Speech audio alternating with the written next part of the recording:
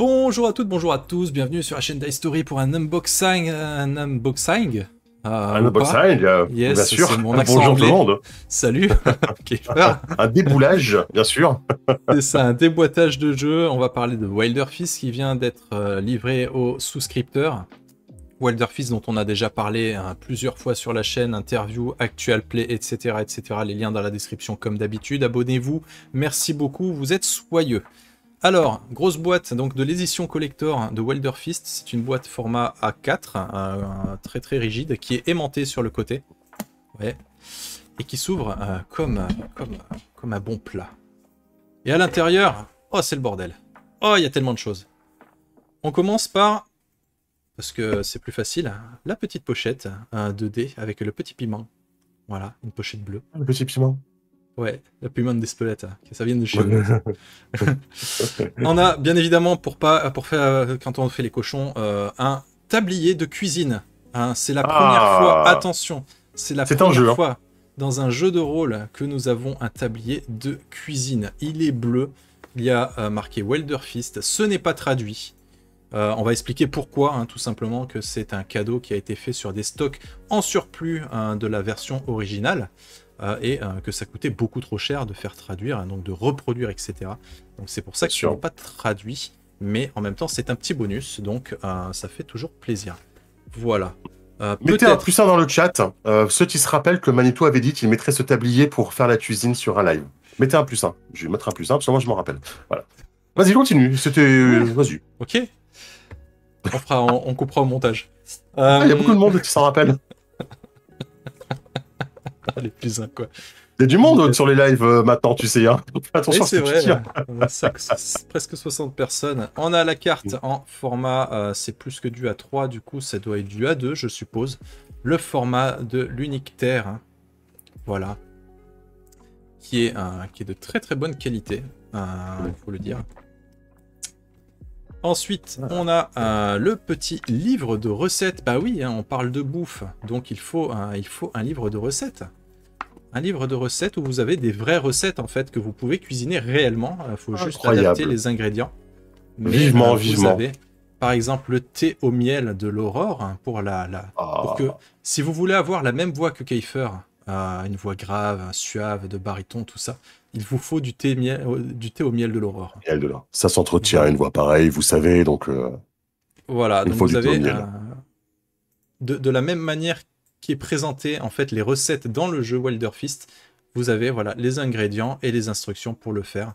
Donc vous avez plusieurs recettes comme ça avec à chaque fois les petits dessins qui vont bien. Ouais, les pancakes au beurre de Fleuroy. La soupe, alors attends, celle-là elle est longue. La soupe de nouilles bouillettes, des nouilles bouillettes, de poisson et de légumes d'hiver. La soupe de nouilles bouillettes, voilà. Alors, c'est bien un jeu de rôle, hein. C'est juste que du coup, comme c'est un jeu de rôle sur la bouffe, ils nous ont mis Ultimatus autour, quoi. C'est normal. Mais ne partez pas, c'est bien un jeu de rôle. Hein. Mais ce qui est génial, c'est que voilà, ce sont des vraies recettes de cuisine que vous pouvez faire chez vous, mais qui ont aussi leur équivalent en jeu de rôle. Par exemple, les têtes de lapounie épicées, eh ben, ça vous donne, si le repas restaure plus de 4 de vigueur, vous gagnez +1 en recherche ou 1 en fouissage. Voilà. C'est à la fois des règles et à la fois des recettes, quoi. C'est ça, et c'est trop bien. Voilà, le crabe à la vapeur, ravioles de rougelle. Oh, j'adore cette illustration pleine page, avec des ingrédients légendaires, bien sûr, que vous imposez. Une paella noire polymorphique. Donc voilà, on va pas tous les faire, mais voilà, à chaque fois vous avez l'illustration qui va bien, ça donne tellement faim. La tarte de guerre, quand même. La tarte de guerre. Franchement, c'est excellent. Voilà, bref, suivant. Alors, on va être peut-être un petit peu partagé sur l'écran. Monsieur Kiefer. J'espère que je vais couper. Mais, ok. Alors, l'écran, voilà. Bon. Donc, il y a Wilder Fist décrit dessus. Ouais, pour l'instant, c'est pas ouf. Je vais pas te mentir, pour l'instant, c'est pas ouf. Mais c'est pas en plein milieu, c'est sur le bord, d'accord? Par contre, après, il y a l'écran. Qui met quand même, franchement... Franchement, Là, on discute. Là, on là, on discute. discute. Voilà. Moi, je trouve l'écran excellent. Vraiment. Là, il y a trop match. bien. Là, il y a Là, il y a match. pris Voilà. rôliste. Ouais. Là, T'as la j'avoue. poêle, etc. Et le reste, c'est de la fumée. Voilà, je suis obligé de tordre un petit peu l'écran. Donc ouais, effectivement, il y a Wilder Fist d'un côté, mais ça reste un petit peu discreto. Voilà, c'est pas si pire, on va dire. J'aurais pas. Alors, ça aurait pu passer s'il n'y avait pas le bandeau bleu derrière le nom Wilder Fist. Ouais. Je pense que tu aurais pu t'en passer du bandeau bleu. Ouais. On a le livre de base qu'on va feuilleter juste après en détail, parce qu'il est quand même, vous voyez, un peu épais. Voilà. Donc on va regarder ça juste après. C'est une boîte que tu ouvres, c'est pas une boîte que tu soulèves, non, du coup. c'est ouais, une boîte que tu ouvres comme ça, qui est aimantée. Comme ça. Ah et ouais. Ouais, c'est trop bien. Et là, c'est là qu'on commence à rigoler, hein, parce qu'il y a plein de petits accessoires. Donc on a le premier étage avec tout ça. T'as l'air un peu vite sur l'écran, les gens demandent s'il y a derrière et si c'est 3 volets, etc. C'est vrai, excusez-moi. Donc c'est bien 3 volets. Je vais vous le montrer comme ça, à la cam en petit, tant pis, regardez. C'est bien en 3 volets. 1, 2 et 3. Ok. Et à l'intérieur, vous avez... franchement, l'écran est génial à l'intérieur. Vous avez les états. Ça, c'est trop bien. Parce que moi, je galère, en tout cas sur Roll20. C'était compliqué à chaque fois de se rappeler quel état fait quoi, etc. Là, vous les avez tous. C'est génial. Vous avez ici les différentes phases de jeu. La piste, la chasse, le festin et les temps morts. Avec comment ça marche, etc. Vous avez, et ça, c'est très bien. Ça se voit pas à la cam. Mais ici, vous avez un petit rebord en plastique qui vous permet de mettre les cartes que je vais vous dévoiler plus tard. Des cartes de monstres, des cartes de régions, tout un tas de cartes qui se clipsent en fait là-dedans et qui dépassent. Je vous ferai la démo en live tout à l'heure. Et ensuite, ici, vous avez donc le système de jeu avec les règles, etc. Vous avez un récap sur les styles et un récap sur les compétences. Donc j'ai vraiment envie de dire que cet écran contient absolument tout ce dont on a besoin pour jouer à Wilder Fist, clairement. Voilà. Ça protège l'écran du coup. Ça protège l'écran de quoi? La nourriture? Ah, la blinde de plastique. Ok, je pensais que c'était les projections de nourriture. Non, ça protège pas, c'est juste pour afficher les cartes, je vais vous montrer ça. On a des petits livrets d'aventuriers. Donc un livret par classe, hein, la broche, le couteau, le chalumeau, la ficelle, le gant, la manique, et le dernier c'est la poêle. Voilà, et à chaque fois vous avez la même chose, c'est en fait pour les PJ. Donc alors c'est pas traduit malheureusement. Ouais, c'est les trucs en VO, mais ça n'a pas été traduit. Ouais, pareil, parce que c'est du stock en plus, je pense. Donc, quand vous traversez une région, vous pouvez prendre des notes là-dessus, avec à chaque fois le petit sac à dos en fond. Vous avez, pareil, quand vous découvrez de nouvelles recettes, vous pouvez les écrire ici. Quand vous croisez de nouveaux monstres, parce qu'à chaque fois, vous voyez, vous avez le petit logo en arrière-plan qui change pour vous montrer où est-ce que vous êtes. Si c'est la tentacule, c'est les monstres. Le sac à dos, c'est les régions. Et si vous êtes sur les recettes, vous avez le petit poivron. Voilà, donc c'est identique pour tous les... et puis bien sûr les notes à la fin, hein, pour pouvoir prendre tout simplement des notes. Voilà, donc c'est la même chose pour toutes les classes. Ok. Ça c'est encore une chose. Ensuite on a les cloques. Les cloques qui sont en format cartonné. Voilà. Ah, mais donc, ça c'est trop cool. Ouais. C'est trop bien. Alors, petite mise en garde. Néanmoins, si vous recevez votre boîte collector avec les cloques, attention, le petit pignon du milieu, il est tout seul dans un tout petit sachet plastique qui se balade un petit peu sous la boîte. Donc ne paniquez pas si vous ne le trouvez pas. Il faut vraiment enlever tous les éléments. Et il est vraiment tout petit, hein, vous voyez, c'est vraiment minuscule. Donc il est bien présent, mais il est bien caché. Donc voilà, faut le trouver. Et après, vous avez les cloques que vous pouvez, vous pouvez déplacer les aiguilles un petit peu comme vous voulez. On rappelle ce que c'est les cloques, monsieur Kiefer? Les cloques, ça sont les horloges, ça vous permet en fait de définir les objectifs par segment, en fait, et de remplir ces segments. Et quand votre horloge est remplie entièrement, vous avez atteint votre objectif. Donc c'est un moyen de faire des tests de façon répétée pour un même objectif avec des approches différentes. C'est ça. Voilà. Donc c'est très sympa sur la table. Voilà. On a ensuite la piste de combat. Puisqu'on rappelle, le jeu se déroule sur une piste de combat. Donc le monstre est en position 0 et selon le personnage, selon l'initiative, selon ce que les PJ font, ils sont en position 1, 2, 3 ou 4. Il faut être au moins en position 1 pour pouvoir attaquer au corps à corps le monstre, selon l'outil que vous utilisez, des fois vous êtes même obligé d'être en 0. Et si vous êtes à distance, ben, vous pouvez être, je crois, le chalumeau par exemple, il attaque à partir de 3. Donc voilà, les personnages se déplacent là-dessus. On va la mettre de côté parce qu'elle va servir pour la petite démo qui va suivre. Puisqu'on va s'intéresser maintenant à la boîte dans la boîte. Voilà. Donc c'est plastifié. Le petit truc, ça paraît con, hein, mais le petit truc ici pour pouvoir la soulever quand elle est vraiment bien calée dans la boîte, c'est très appréciable. Ah ouais. Tout a été pensé. Mais qu'est-ce que ça a été boîte, très très bien réfléchi, vraiment. Ouais. Dans cette boîte, il y a tout est nickel en fait. Vous avez donc ici les cartes des monstres. Donc vous en avez quand même, ouais, un sacré paquet. Et à chaque fois, c'est... Alors on va prendre un truc qu'on a déjà vu sur l'actual play par exemple. Évidemment, il y en a tellement que... Celui-là. Ah, tu t'en rappelles de celui-là? Ouais. Non, c'est pas celui-là en plus, vraiment, contre moi? Non, c'est pas celui-là. Pas lui. Bon, tant pis, je vais pas tous les faire. Pendant que tu cherches, on rappelle rapidement, le but du jeu, c'est un groupe d'aventuriers à version Monster Hunter qui vont chasser des monstres qui sont en train de devenir un peu fous, on va dire, hein, pour schématiser, pervertis, qui viennent fous. Ils les chassent et après, ils les mangent. Et c'est en mangeant les monstres que vous gagnez de nouvelles compétences, de nouveaux attributs, que vous gagnez de l'expérience, en fait. Votre expérience, c'est en mangeant des monstres que vous gagnez des capacités liées aux monstres que vous avez mangé. Absolument. Si vous aviez un monstre qui était très résistant à tel truc, vous pouvez devenir résistant. Bah là, si vous aviez un monstre qui était...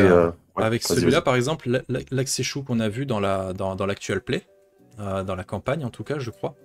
Et derrière, donc vous avez le visuel ici qui se met, tiens, voilà, petite mise en condition avec l'écran pour que vous voyez un petit peu ce que ça donne. Bougez pas, je me dépêche. T'inquiète pas. Évidemment, c'est quand tu te dépêches que tu n'arrives pas à déplier les trucs, quoi. Et on est sur un univers aussi où on voyage beaucoup, forcément. On va voyager beaucoup dans des déserts, etc. Il y a toute une mécanique sur l'exploration, le voyage, la nourriture que vous mangez en voyage, parce que vraiment, c'est très focus sur la nourriture et le groupe. Donc comme je disais, ça se voit pas très bien, mais ici vous avez un rebord en plastique. Donc quand vous voulez montrer cette créature à votre table, vous la glissez tout simplement dans le truc qui est prévu à cet effet et que je n'arrive pas à faire. Voilà. Ça se glisse comme ça, là-dedans. Ce qui fait que vous, en tant que meneur, meneuse, vous avez les stats du monstre. Vous voyez, les compétences, les styles, les différents traits, hein, camouflage, fouissage, patience, etc. Des traits que les PJ peuvent acquérir justement en mangeant cette créature.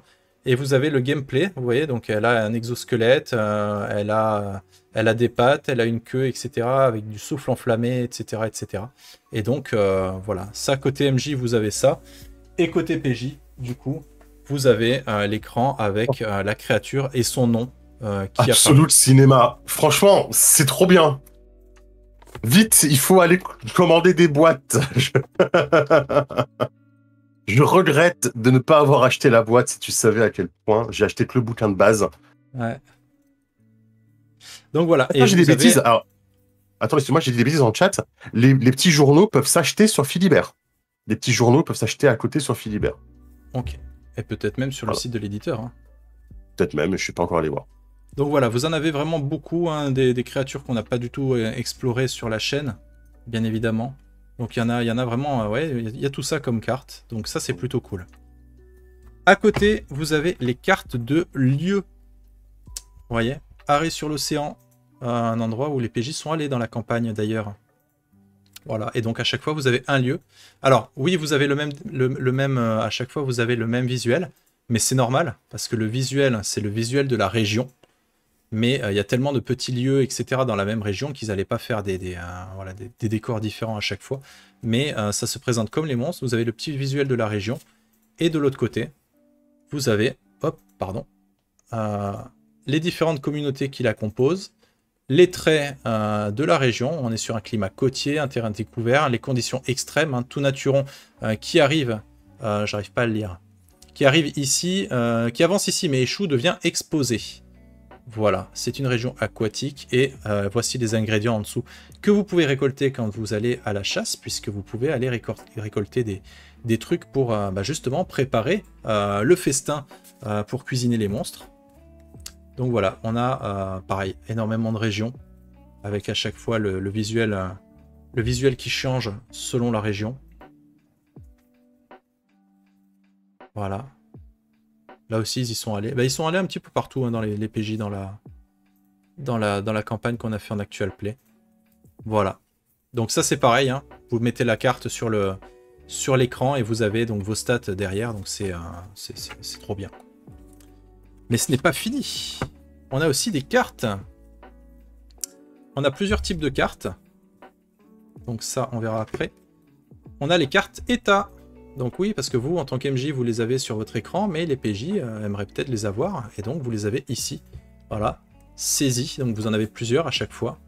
Donc saisie avec ce que ça fait, comment on s'en débarrasse, etc. Revigoré, fatigué, en rééducation. Donc voilà, vous en avez plusieurs. Et à chaque fois, vous avez le petit texte descriptif juste en dessous. Donc ça fait gagner énormément de temps à la table, ça rend indépendant les PJ, c'est un ajout qui est très très bien fait. Voilà, j'irai voir votre actual play. Ouais, n'hésitez pas à y aller, en plus tu vas voir l'intro, elle est chouette l'intro que j'ai faite, je trouve. Et ensuite, on a toutes les autres cartes, pardon, c'est les cartes d'XP, c'est-à-dire que ce sont les techniques que les PJ peuvent apprendre avec leurs instruments de cuisine. Donc là, on est sur plutôt, voilà, c'est un mix de 3 classes. Donc on a les porteurs de poils, de chalumeau et de ficelle qui, s'ils le souhaitent, peuvent apprendre fantôme et qui vous dit que lors de votre prochaine attaque à l'aide du style sournois, vous pouvez décider de rendre votre cible effrayée au lieu de lui infliger des dégâts de brisure. Voilà, on reparlera un petit peu des règles tout à l'heure, mais voilà, vous avez tout un tas de techniques différentes. Ensuite, c'est la même chose de l'autre côté, c'est toutes les techniques mais exclusives à chacune des armes. Là, par exemple, toutes celles-là, c'était la ficelle. Toutes celles-là, c'est le chalumeau, la broche, la poêle, les maniques et le couperet. Donc, voilà. Donc, à chaque fois, c'est vachement bien. C'est vachement bien. Ensuite, on a des dés, parce que c'est un vrai jeu de rôle, il y a des dés. Alors, je vous rappelle comment ça fonctionne. Vous avez caractéristiques et compétences, c'est le nombre de bonus que vous pouvez avoir. Vous allez lancer quelques dés, des D6. Alors, les dés sont très très classiques, ils sont bleus. On dirait qu'ils sont un peu textured, tu vois, c'est pas tout à fait lisse, mais ça fait un peu velours. Je sais pas trop comment décrire ça. Mais voilà, ils sont très simples, mais par contre, ils ont la chance, pas la chance, mais la particularité d'être très très visibles. Et ça, quand on commence à prendre de l'âge, eh ben, c'est plutôt cool. Ils sont classiques, ils sont bleus, mais en même temps, voilà, ça colle à l'univers, à la charte graphique. Donc voilà, ils sont relativement simples, mais ça fonctionne bien. Voilà. Et donc, pour réussir un jet, il faut faire 5 ou plus pour réussir son attaque, ou alors 4, 5, 6 selon si vous êtes avantagé ou pas. Et quand vous faites votre action, le dé d'action, c'est un D8. C'est un D8 en tout cas quand vous êtes en forme humaine, puisque vous êtes moitié mutant et moitié humain. Donc voilà, vous avez le D8, que je trouve très joli. Blanc tacheté, comme ça, les lettres dorées, les chiffres dorés plutôt. Je le trouve très très joli. Pareil, il est un petit peu texturé comme les D6, donc je le trouve très très chouette. Ouais. Et à côté de ça, on a le D20. C'est vrai. Le D20 en métal, par contre, qui représente le monstre. Et alors, par contre, là, je suis désolé, mais je ne l'aime pas du tout. Le D20, c'est une bonne idée. Le fait qu'il soit pigmenté comme ça, c'est une bonne idée. Le fait qu'il soit en métal, c'est une bonne idée. Mais par contre, effectivement, on voit que dalle. Voilà. Alors, à la cam, ça arrange encore moins. C'est plus visible en vrai, hein, quand même. C'est quand même plus visible en vrai. Mais voilà, c'est pas très facile à la lecture. Faut vraiment s'approcher. Donc c'est un petit peu le petit bémol. Sachant que c'est pas la faute de Don't Panic, c'est les mêmes dés qui ont été fabriqués pour la version originale. Donc voilà. Bon, en théorie, des D20, vous en avez qui traînent, quoi. C'est sympa, mais c'est pas le meilleur ajout, on va dire, de cette boîte. Et on a des tokens ici. Des tokens, donc on va utiliser avec la piste, puisque le token de monstre est représenté par une grosse tentacule. Ou, Ah, parce que yes. ça on l'a pas vu on l'a pas vu dans l'actual play, mais il peut y avoir plusieurs petites créatures, genre une Ah, petite ouais. invasion. C'est pas forcément qu'une seule grosse. Donc voilà, Hmm. selon ce qu'on fait, on le place en position 0. Et après, ici, vous avez le token de toutes, qui représente Ah, super. toutes les classes. Ouais, la ficelle. On a, Ah, ah, super. ils sont collés. On a la poêle et le couperet. Et donc, vous pouvez les mettre, voilà, selon où les PJ sont disposés. Le chalumeau, la manique et la broche. Donc voilà. Et c'est comme ça qu'on joue. Donc selon les positions que vous prenez, vous pouvez vous déplacer, etc. On rappelle, hein, le monstre ne se déplace jamais, il n'y a que les PJ. Donc du coup voilà. Visuellement, je trouve que c'est très très chouette. Je sais pas ce que t'en penses, mais Ah, j'en pense qu'avec le chat, depuis tout à l'heure, on se chauffe les uns les autres sur ce jeu, quoi. Et que, et ouais, vous avez bien raison. c'est vraiment très marrant. Déjà, le jeu, quand tu le joues, est très bien. Le thème du jeu est excellent, hein. Le côté Medfan, alors c'est du post-apo en réalité, mais le côté Medfan, exploration, chasse, trouver un monstre, tuer un monstre, c'est génial. Bon, forcément. Manger le monstre à la fin, c'est trop cool. Le cuisiner et tout, raconter comment tu le Oui. cuisines, c'est trop cool. Et ensuite, l'évolution, je cite Maddy qui a dit quand même, à un moment de l'actuel play, c'est le meilleur système d'expérience que j'ai jamais fait. C'est vrai C'est que vrai. le côté, tu gagnes pas de l'XP, mais tu vas évoluer ton personnage en fonction du monstre que tu manges. Et tu choisis ce que tu vas évoluer par rapport au monstre que tu as rencontré. C'est génial. C'est vraiment Et vous trop voyez, bien. La boîte, je trouve vraiment géniale. à chaque fois, on a le truc ici pour faciliter. Mais même à l'intérieur, ici, vous avez les emplacements pour prendre les tokens. Ici, pareil. Les dés, pareil, ils ont prévu l'espace pour les doigts. Les cartes, c'est pareil. Ici, vous avez l'emplacement. Euh, Ici aussi. Donc la boîte est très, très, très, très bien pensée. Tout est bien pensé. Tout est bien Très, pensé. très solide aussi. Hein, parce que mine de rien, c'est un gros poids.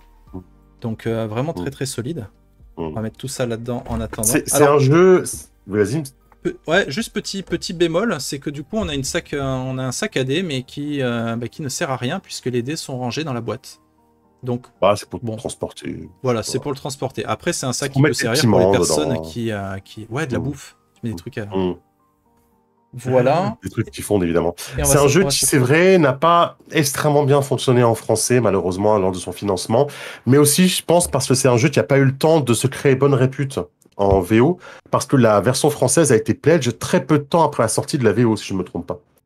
Donc, il n'y a pas eu le temps que le jeu développe une communauté et une attente en réalité. Ce qui fait que le temps le jeu est sorti en VF en financement, il a un peu ramé. Donc, on Ouais. espère que la sortie boutique, comme Fabula Ultima, suive la même trajectoire. Ouais. Et surtout qu'en plus, voilà, bon, on n'est peut-être pas sur un Fabula Ultima comme jeu en termes de design, etc. Mais je trouve que y a rien acheté dans Wilder Fist. Je trouve que toutes les phases sont intéressantes. Le système, je trouve cool. Il fonctionne. Il peut avoir quelques petites frustrations quand tu touches, mais que tu fais 1 de dégâts. Mais j'ai envie de dire, Donjons et Dragons le fait aussi, hein, et on lui dit rien. Donc voilà. Mm. Mais je trouve ouais, le jeu vraiment très très bon. Voilà, si vous êtes convaincu ou quoi, allez quand même voir les actual plays, hein, même si vous avancez rapide ou quoi, pour voir un petit peu l'ambiance, pour voir un petit peu les combats. En plus, je me suis vraiment fait chier pour les combats au niveau des descriptions, donc n'hésitez pas. Wilder Fist, vous jouez des naturons, des hommes mi-humains, mi-monstres, effectivement dans une terre un petit peu post-apo, puisque le monde s'est reconstruit, etc. Seulement, c'est un monde qui est peuplé de monstres, des monstres qui sont aussi bien gentils que parfois juste des prédateurs, mais c'est la nature, il n'y a rien d'anormal, tout va bien.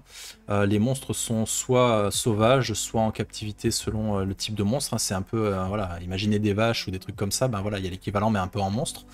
Et tout va bien dans le meilleur des mondes, à un petit détail près.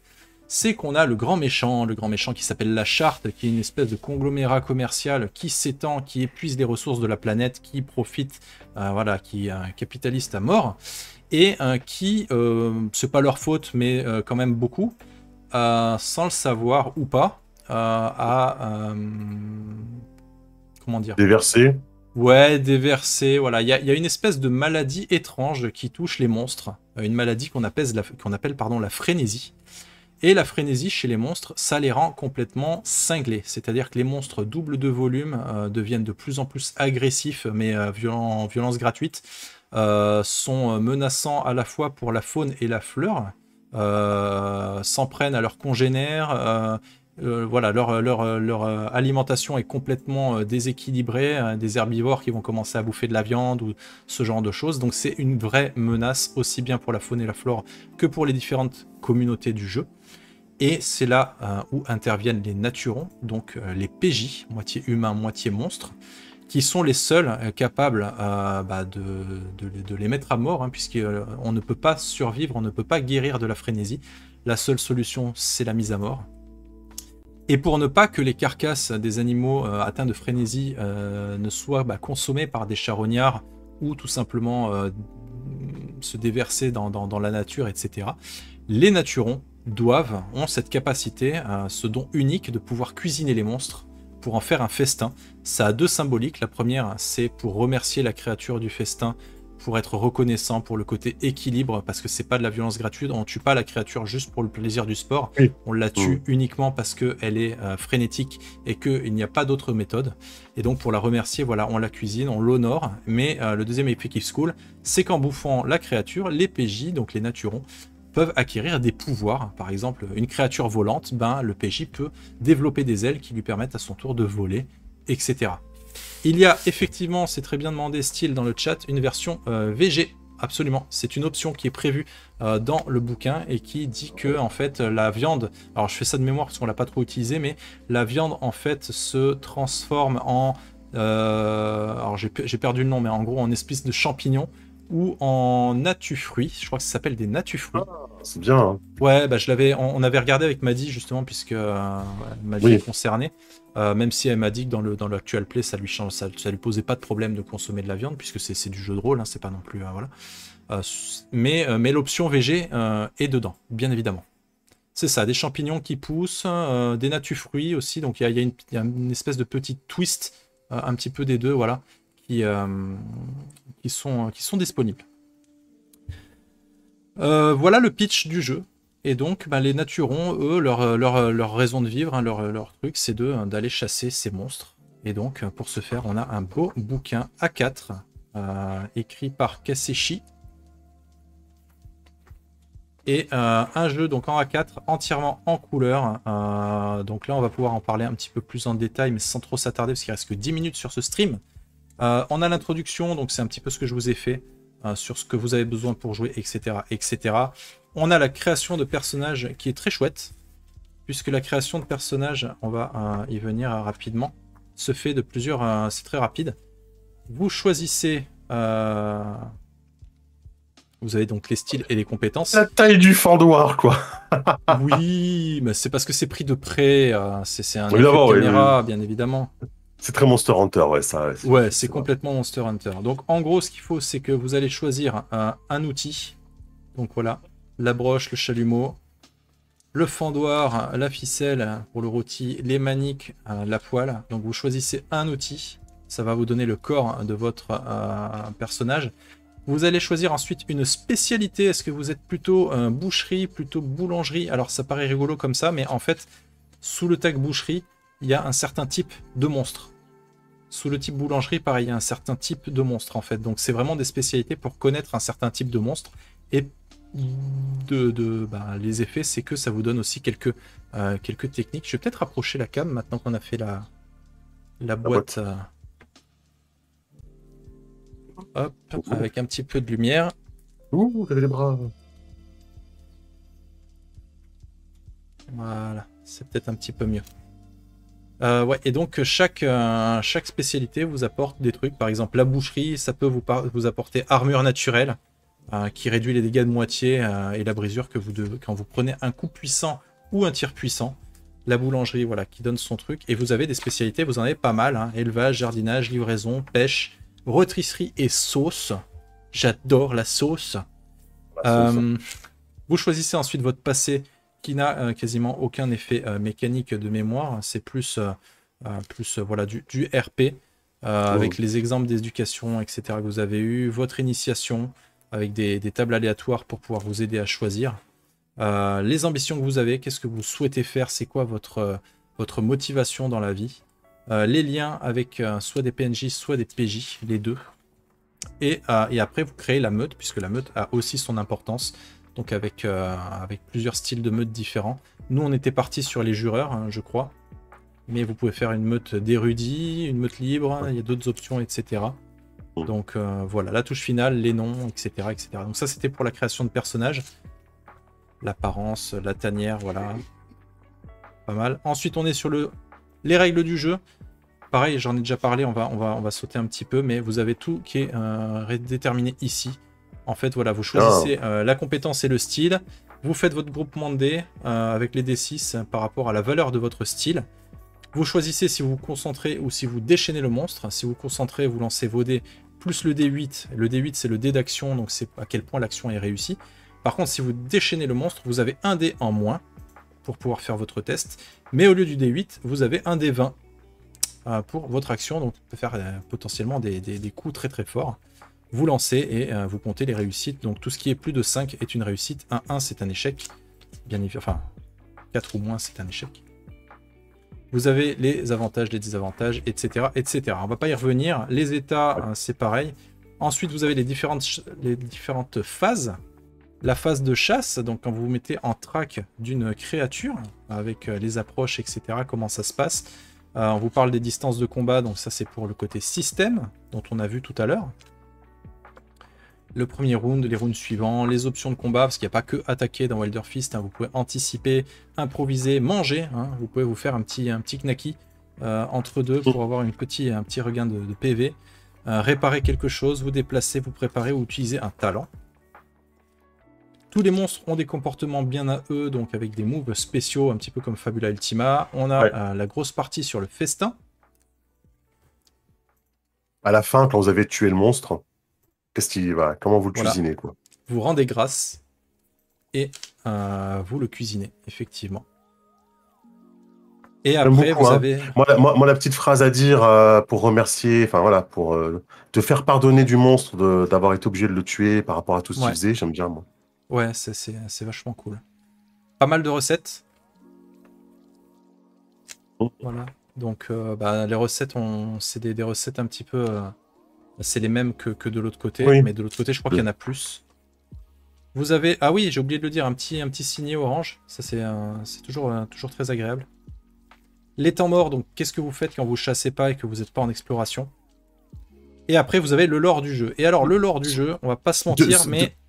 Point mécanique, c'est pas un Monster of the Week, dans le sens, c'est pas un monstre par session. Hein. On peut faire un monstre, un voyage... Alors, on peut faire un monstre par session, mais c'est un peu dommage parce que ça prive quand même pas mal de RP.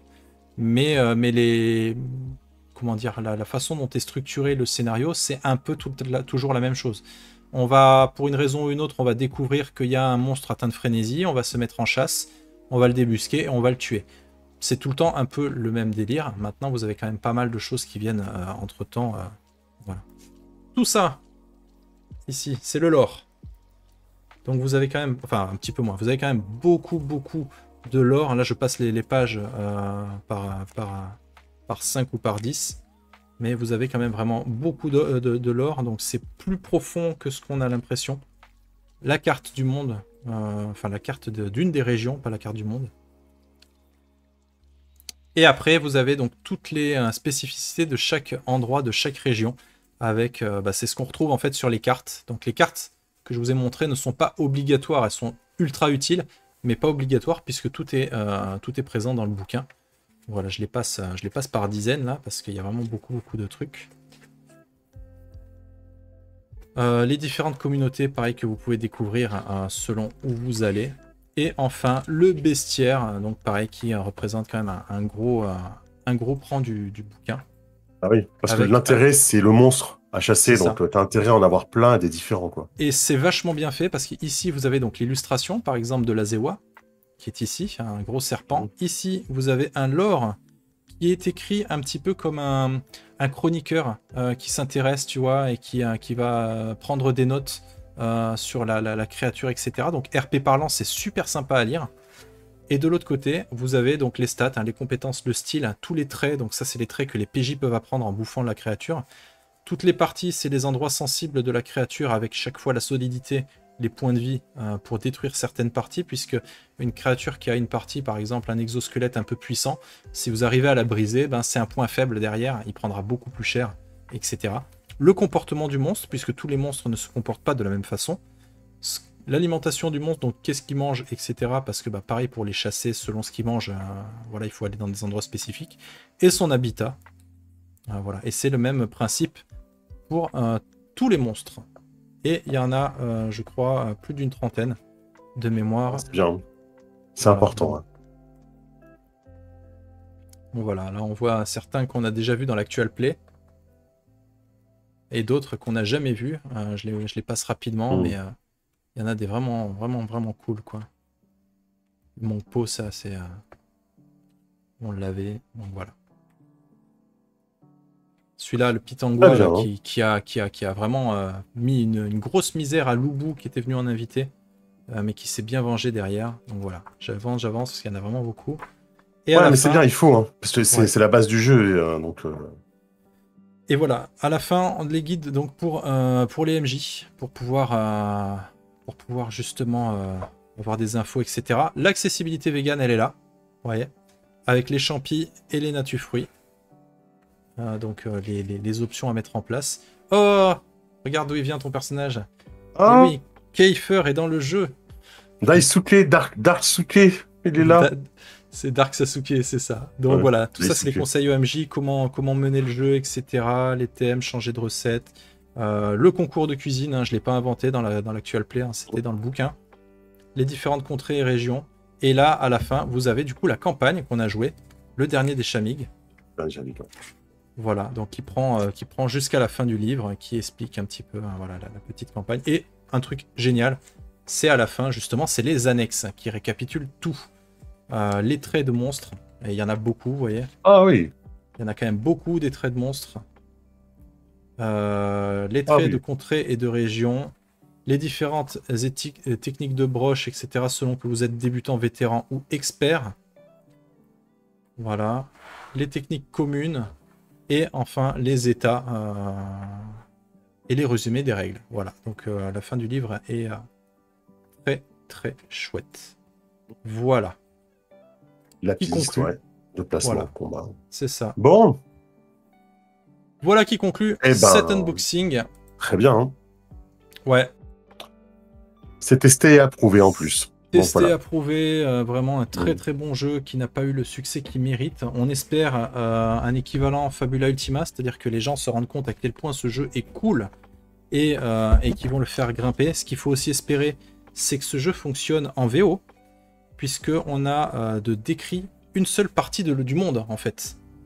Il y a d'autres régions du monde qui ne sont pas développées dans le jeu. Et on a envie parce que ça fait encore d'autres trucs à découvrir, etc. Donc moi j'espère qu'il y aura une suite, quoi, vraiment. Voilà. Ouais. J'espère aussi, et on lui souhaite une belle vie en boutique en tout cas. Ouais, ça c'est vrai. Donc ça va sortir bientôt. Actuellement, vous pouvez la précommander et le recevoir quand les envois commenceront, quoi. Voilà. Merci beaucoup YouTube et à très bientôt pour d'autres vidéos. Ciao tout le monde. Ciao.